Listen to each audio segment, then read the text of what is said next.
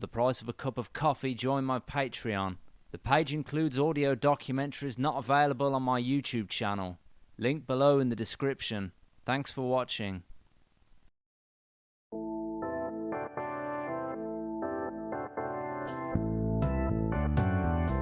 On Friday the 10th of November 2023, the Beatles Now and Then shot up the charts, knocking Taylor Swift off the #1 spot. 54 years and the Beatles are back on top of the charts. The race is now on for the position of Christmas #1. The song Now and Then was taken from a demo John Lennon recorded in 1977. Throughout their career, Lennon and McCartney always spoke to each other through their music. They often took shots at each other through songs. The last time John and Paul had spoke to each other in person was at the Dakota building where John lived. Reportedly, his last words to Paul were, "Think about me every now and then, old friend." This seems to be his inspiration for the song. It is also the final communication from Lennon to McCartney. Before I begin talking about the much sought after Christmas #1 position, I'll give some background for those who don't know anything about it. After 71 years, securing the Christmas #1 is still considered the ultimate accolade in pop. It is determined by the official UK chart company, who survey thousands of retailers, digital services, physical sales, digital downloads, audio streams and video streams. After this, units are given to each song, and on Saturday the 23rd of December the winner is announced live at 4 PM on BBC Radio 1. The first ever Christmas #1 was Al Martino's Here in My Heart back in 1952. 11 years later, in 1963, the Beatles achieved their first Christmas #1 with I Wanna Hold Your Hand.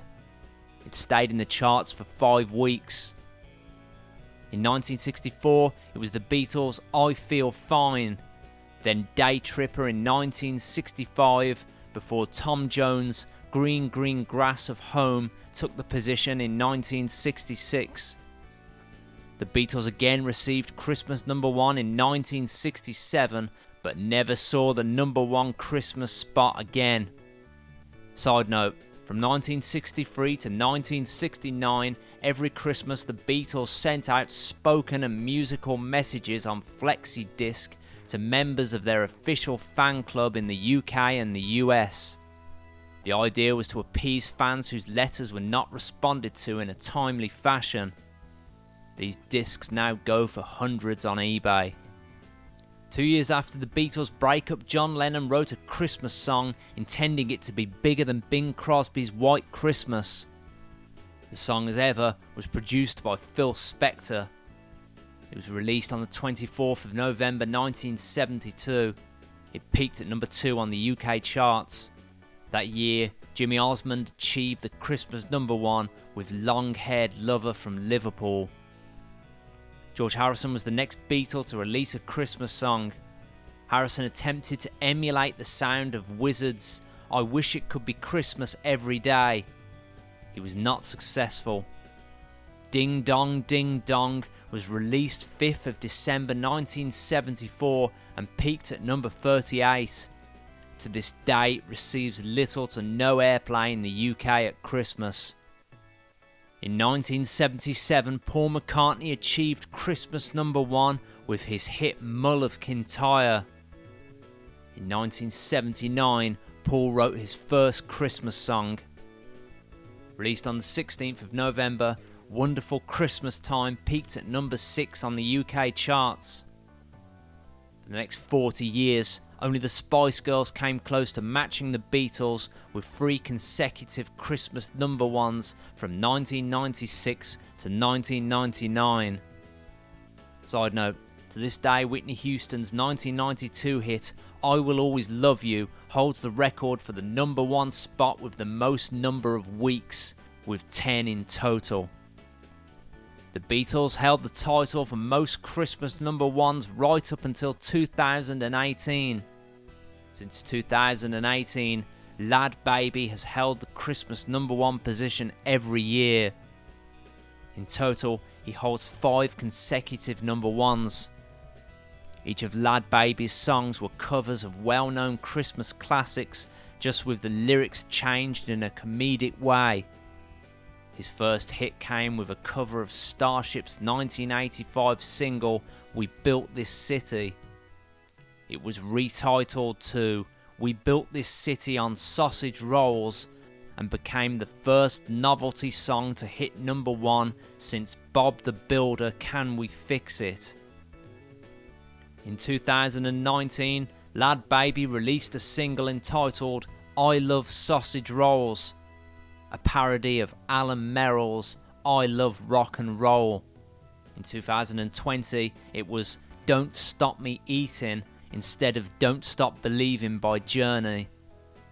It totaled 158,000 chart units. In 2021, it was Sausage Rolls for Everyone, a parody of Elton John and Ed Sheeran's Merry Christmas. It sold 136,445 chart units. Finally, last year, Lad Baby released a spoof of Do They Know It's Christmas, the 1984 hit written by Bob Geldof. It was titled Food Aid and became their 5th consecutive number one, selling over 65,000 chart units. Fans voiced their outrage, calling the song absolutely horrific.